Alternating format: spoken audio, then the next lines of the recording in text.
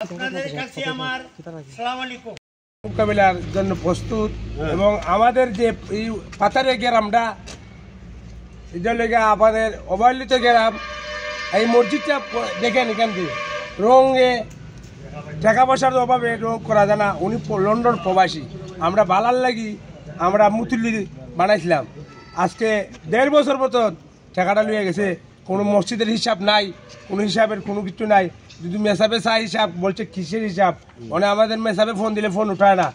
মসজিদের যে মনে করেন মুতুল্লি আছে, আপনার মেসাব আছে, তারা বেতনের বড় কাজ চলতেছে, বুঝলেননি? ওই বিষয় নিয়ে আমরা এই আজকে মানববন্ধন, আমরা এটার লাগি আমরা দরকার পড়ে আইনের আশ্রয় নিতে প্রস্তুত আছি, বুঝলেননি?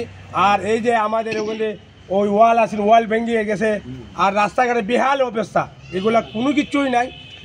আমরা দুর্বলভাবে অন্তর্বর্তী সরকারের কাছে আমার আবেদন, আমরা ওই আওয়ামী লীগের দূষর এসে আমাদের ঠেকা লইয়া দিনে দেশ ফালাইছে, এই পর্যন্ত এই বাংলাদেশের ভিতরে সে ঢুকে না। কোনো মাধ্যমে যদি আমাদের ঠেকা দিতে চায় আমরা প্রস্তুত না আছি না। আমরা মসজিদের টেকা লাগি, আমাদের মসজিদের টেকার জন্য তাহলে আমরা অন্তর্বর্তী সরকারের কাছে দুর্বলভাবে আমরা আবেদন জানাইছি। আমি ইমামতির থাকা অবস্থায় তাই 2 সপ্তাহের জন্য মসজিদ থেকে বিদায় নিছেন লন্ডন যাইবা। তাই জরুরি দরকার 2 সপ্তাহের ভিতরে তাই দেশ আইবা। এখন 2 সপ্তাহ হয়ে গেছে, 6 মাস বছর হয়ে গেছে, তাই আইতে পারেন না। যে কোনো কারণবশত তাই হয় যে আওয়ামী লীগের কারণে, তাই আওয়ামী লীগ কর্তা আওয়ামী লীগের কারণে তাই আইতে পারেন না। এখন কইলাম যে গ্রামবাসী আমি ইমামতি থেকে অব্যাহতি লিছি, এখন আপনি টেকাতে লক্কা তাই টেকা দিতে চাই না। তাই হইন আমি দেশ আইলে লেহান এলাকাবাসীর সামনে কিতা এই মসজিদের দায়িত্ব লইছিলাম, ওই লেখান আমি দেশও আইলে আমি এলাকাবাসীর সামনে হস্তান্তর করবো, এর আগে আমি জানতাম না। তবে কবে আসবেন এটা বলেন না, কোন দিন আইমো এটা কই না। তাই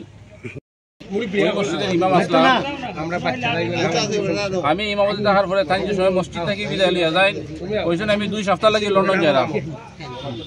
আমি 2 সপ্তাহ পরে আমি দেশ আইতেছি, সমস্ত মুসলিয়ানে গ্রামের কাছে তাই বিদায় লিয়া গেছে 2 সপ্তাহের জন্য। এখন এই 2 সপ্তাহ পরে প্রায় 1 বছর গেছে কি তাই নাই না। এই টাকাটা 7 লক্ষ টাকা সবাই মিয়া আমার বাসার দিছে, 7,23,091 টাকা, 23/10/2022। এই টাকাটা এটা একটা মসজিদ করিব। আপনারা মসজিদটা বাস্তবে দেখতে পাবেন, বাংলাদেশের হাজার হাজার মসজিদ আছে।